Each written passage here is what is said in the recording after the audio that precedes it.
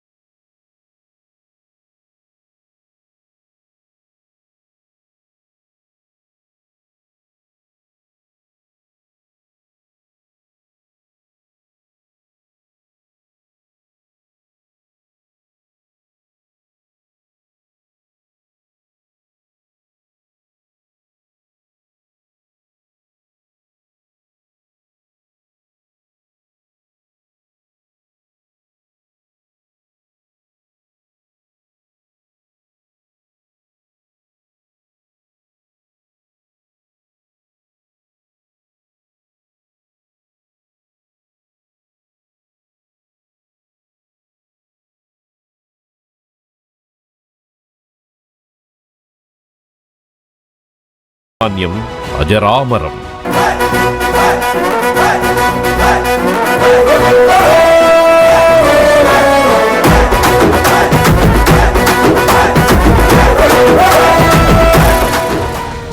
నాయకుడు స్వాప్నికుడైతే ప్రగతి రథం ఎలా పరుగులు తీస్తుందో చంద్రబాబు పాలనే సిసలైన ఉదాహరణ. పాలకుడి ముందు చూపుతో నవనగరం ఎలా పుట్టుకొస్తుందో, ఆర్థిక శక్తిగా ఎలా ఎదుగుతుందో సజీవ సాక్ష్యం Cyberabad.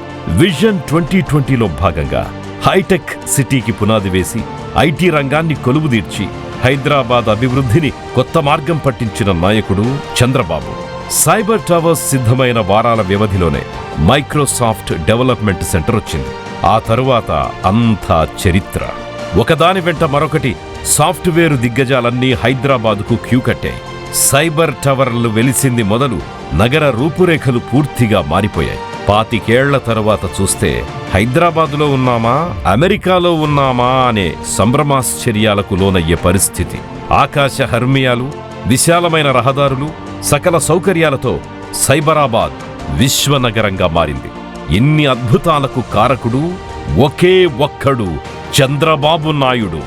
If you create an index of cities that have transformed since the reforms, my guess is that Hyderabad might well be right at the top of the list.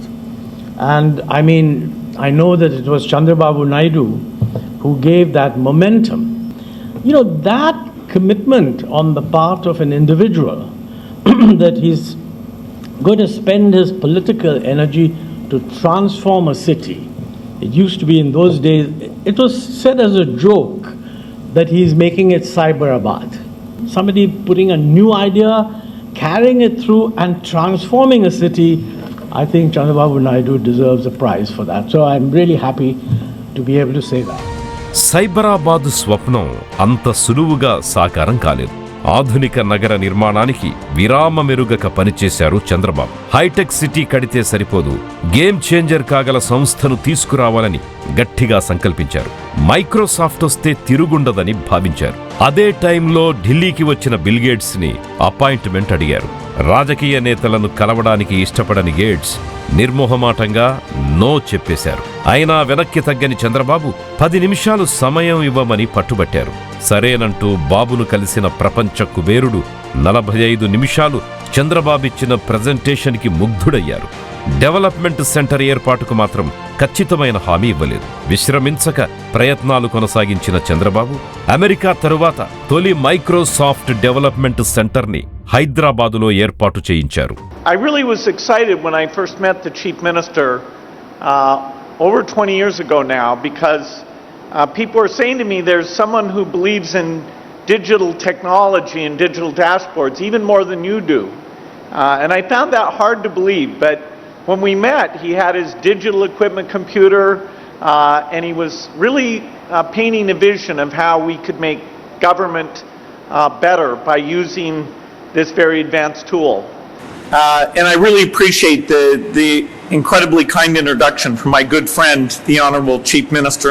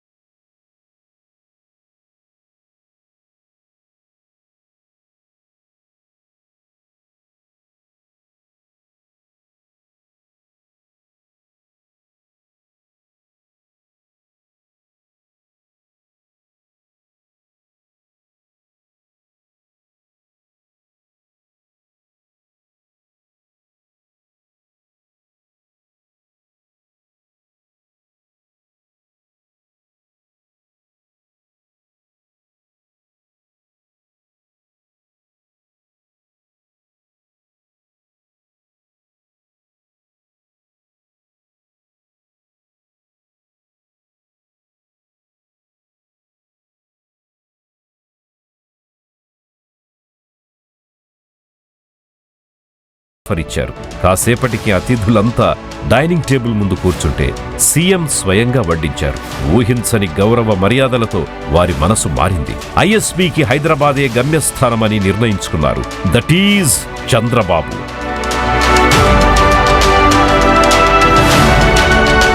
So I'm extremely emotional every time I am on the stage with this person, because for me he's a absolute role model, and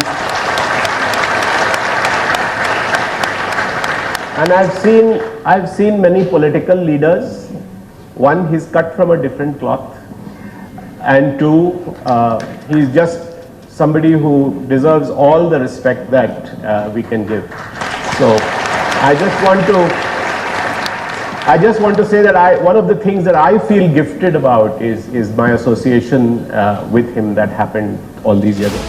హైదరాబాదుకు మణిమకుటం లాంటి నిర్మాణాలు ఎన్నో చంద్రబాబు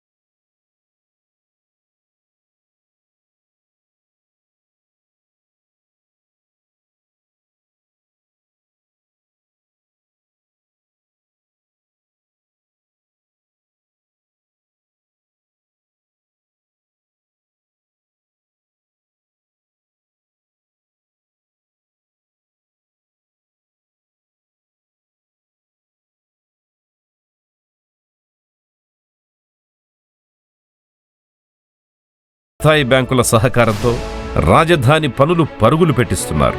జాతీయ అంతర్జాతీయ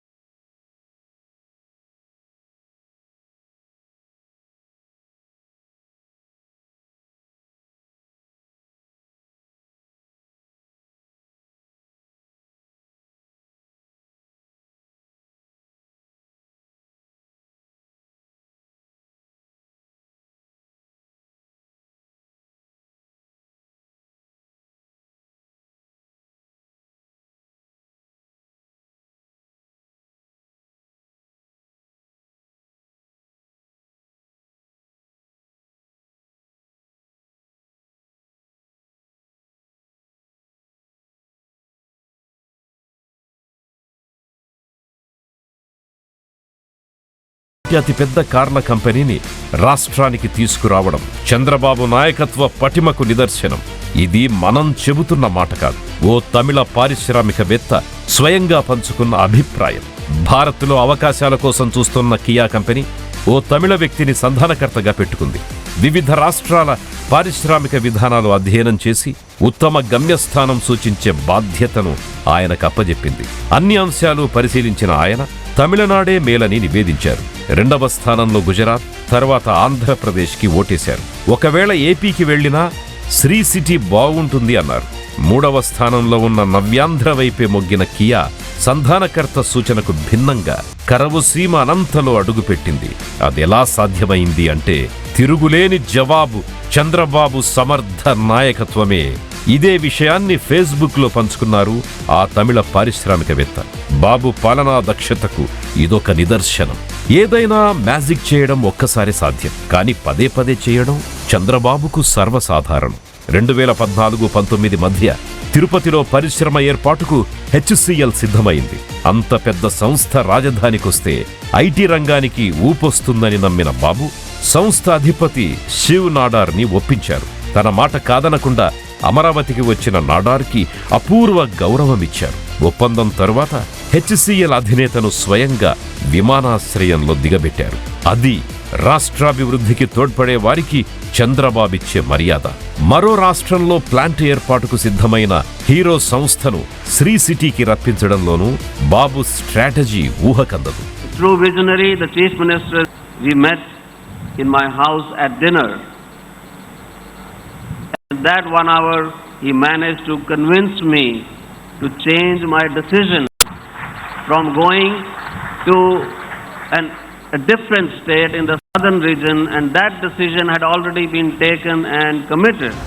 పారిశ్రామికవేత్తలే కాదు, ప్రజలతో మమేకం కావడంలోనూ చంద్రబాబు శైలి మిగిలిన వారికి భిన్నం. 1995లో తొలిసారి సీఎం అయినప్పటి నుంచి అంతే. ప్రజల వద్దకు పాలన అంటూ పరిపాలనను జనమార్గం పట్టించారు. ప్రజలతో ముఖ్యమంత్రి పేరిట ఎవరైనా ఫోన్లో నేరుగా సీఎంకి కష్టాలు చెప్పుకునే సదవకాశం కల్పించారు. ఆకస్మిక తనిఖీలతో యంత్రాంగాన్ని పరుగులు పెట్టించారు. ఎప్పుడు ఎక్కడ తనిఖీ చేస్తారో, తేడా వస్తే ఎవరిపై వేటు పడుతుందో అని అధికారులు, సిబ్బంది అనుక్షణం అప్రమత్తంగా ఉండేలా చేశారు. బాబు పాలనలో శాంతి భద్రతలు అదుపులో ఉంటాయి. అప్పటిదాకా చెలరేగిన రౌడీలు, గూండాలు, ఫ్యాక్షనిస్టులు బాబొచ్చాక తోకముడవాల్సిందే. ప్రజా భాగస్వామ్యంతో క్లీన్ అండ్ గ్రీన్ నిర్వహించి పచ్చదనం, పరిశుభ్రత పెంచారు.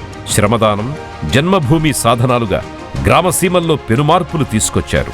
ఎక్కడెక్కడో స్థిరపడ్డవారంతా సొంతూరి బాగుకి తలో చెయ్యి వేసేలా స్ఫూర్తి నింపారు. టెక్నాలజీతో పాలనను కొత్త పుంతలు తొక్కించిన నేతల్లో చంద్రబాబు తరువాతే ఎవరైనా. ఈ గవర్నెన్స్, RTGS లాంటివి అందులో భాగం. బాబు మార్క్ టెక్ పాలన చూసి bill Clinton, bill gates, Mukesh Ambani అంతటి వారే అచ్చెరు పొందారు. రహదారులే ప్రగతి కారకాలు అనే మౌలిక సూత్రం చంద్రబాబుకి బాగా తెలుసు. బాబొచ్చాడంటే మారుమూల పల్లెకు రోడ్డొస్తుంది. రవాణా సదుపాయాల పెంపు, మౌలిక సదుపాయాల కల్పన జరుగుతుంది. అత్యంత కీలకమైన విద్య, వైద్య వ్యవస్థను చంద్రబాబు బాగు చేశారు. దేశానికి అన్నం పెట్టే రైతన్నకు అండగా నిలిచారు. ఆధునిక సాగు పద్ధతులు, యాంత్రీకరణతో తోడ్పాటునందించారు. దళారుల దందాకు చెక్ పెట్టి లబ్ధిదారుల ఖాతాల్లోనే ప్రతిఫలం జమయ్యే ఏర్పాటు చేశారు. డ్వాక్రా సంఘాలతో మహిళా సాధికారతకు బాటలు వేశారు. కార్మికులు, కూలీలు, వృత్తిదారులు, బడుగు జీవుల బాగుకు తోడుగా నిలిచారు. విపత్తు నిర్వహణలో చంద్రబాబును మించిన లీడర్ లేడు. ఉమ్మడి రాష్ట్రంలో కోనసీమ వరద, విభజన తరువాత హుద్హుద్, తిత్లీ తుపాను, ఇటీవల విజయవాడను ముంచెత్తిన బుడమేరు, ఈ విపత్తులప్పుడు యంత్రాంగంతో రేయింబవళ్లు పనిచేయించిన సమర్థుడు చంద్రబాబు. బాధితులు పూర్తిగా కోలుకునే వరకు దగ్గరుండి మరీ ధైర్యం చెప్పిన ప్రజాపాలకుడు. ఒడిషాపై పెను తుపాను విరుచుకుపడ్డప్పుడు రాష్ట్రం నుంచి విపత్తు బృందాలను పంపి ఆ గండం గట్టెక్కడానికి తోడ్పడ్డారు. ప్రతిపక్షంలో ఉన్నప్పుడు బాధ్యత మరవని నాయకుడు చంద్రబాబు. 2013 నాటి ఉత్తరాఖండ్ వరదల్లో తెలుగువారు చిక్కుకుంటే ప్రభుత్వానికంటే ముందే స్పందించారు. పార్టీ ఖర్చులతో విమానాలు ఏర్పాటు చేయించి మరీ బాధితులను హైదరాబాదుకు తీసుకొచ్చారు. అక్కడ్నుంచి ప్రత్యేక బస్సుల్లో సొంతూళ్లకు తరలించి ప్రజల మనస్సు గెలిచారు.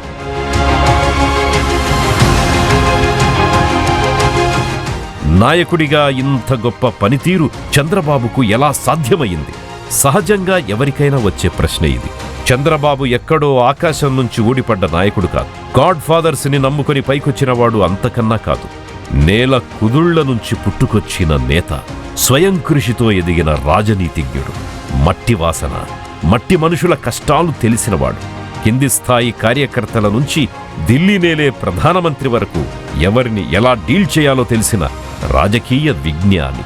చిన్ననాటి నుంచే నాయకత్వ లక్షణాలు మెండు. 30 ఇళ్లున్న చిన్న పల్లెటూరు నారావారిపల్లె చంద్రబాబు సొంతూరిది. 10వ తరగతిలో స్కూల్ పీపుల్స్ లీడర్ ఎస్పీఎల్గా ఎన్నికైనప్పుడే నాయకత్వ బీజం పడింది. డిగ్రీ చదివే టైంలో తోటి యువతలో చైతన్యాన్ని రగిల్చి ఎడ్లబండ్లలో మట్టి తెచ్చి ఊరికి దారి వేయడం యువ నాయకుడిగా గుర్తింపు తెచ్చింది. SV arts college, university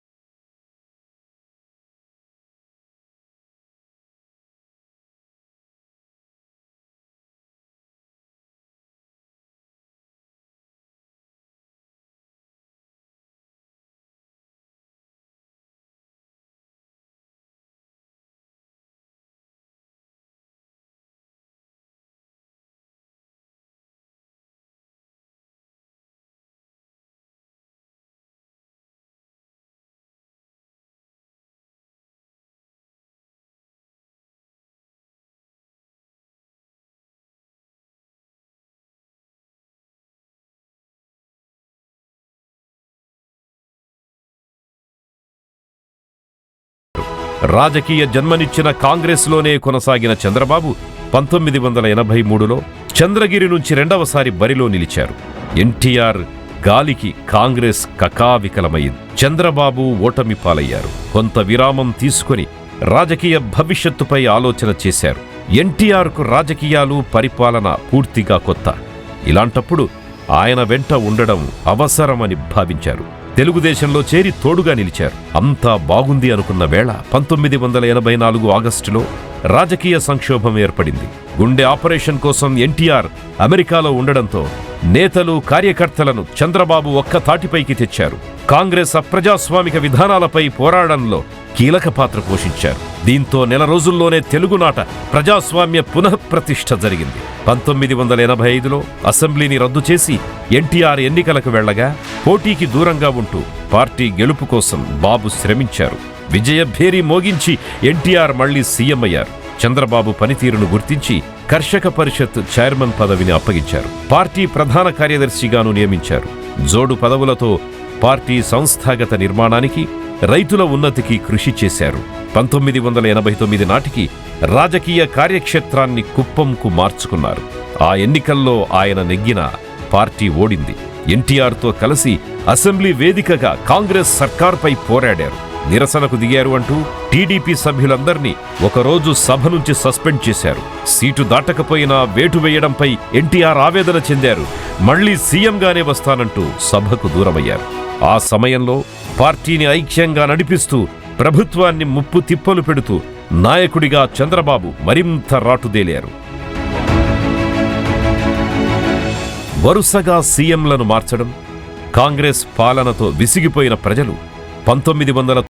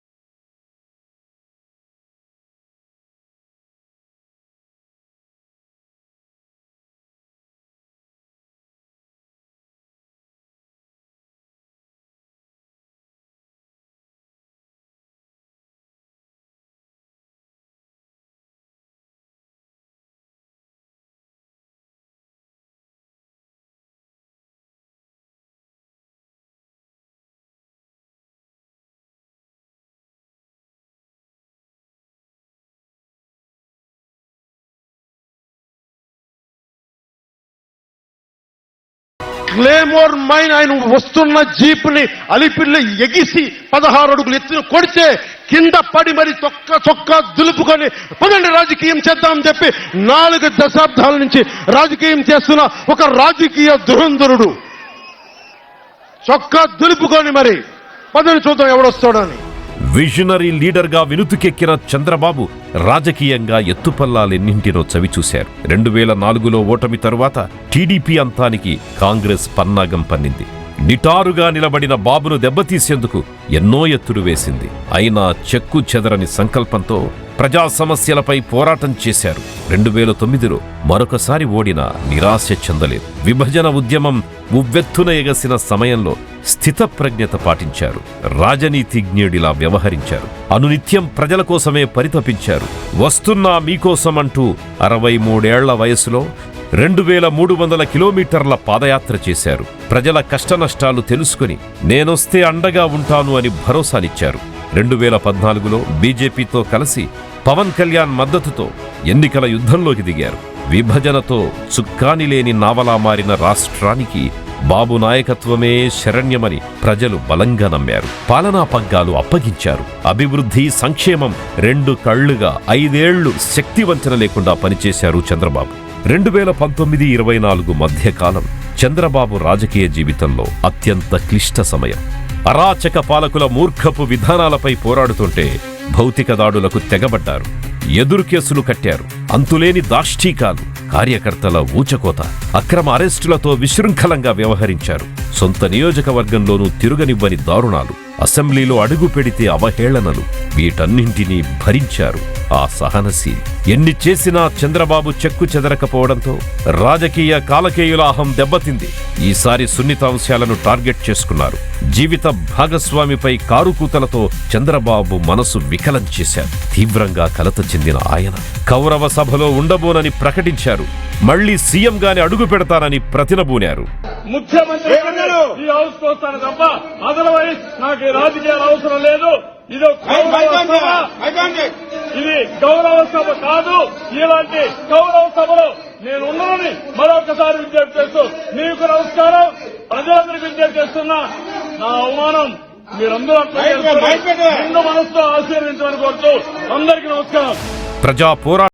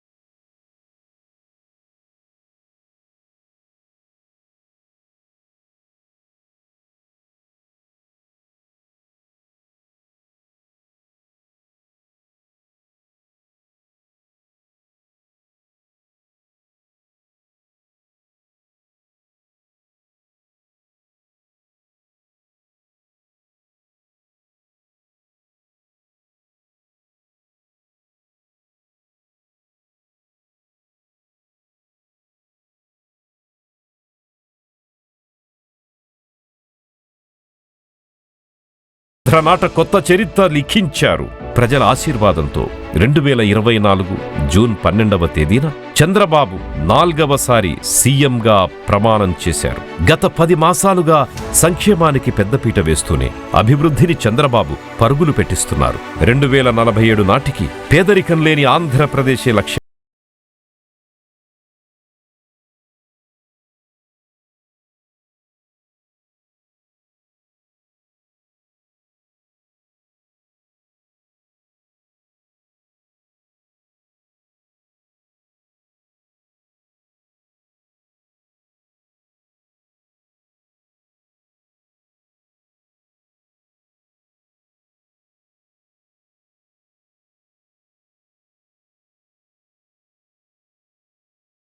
గుర్తించలేరు.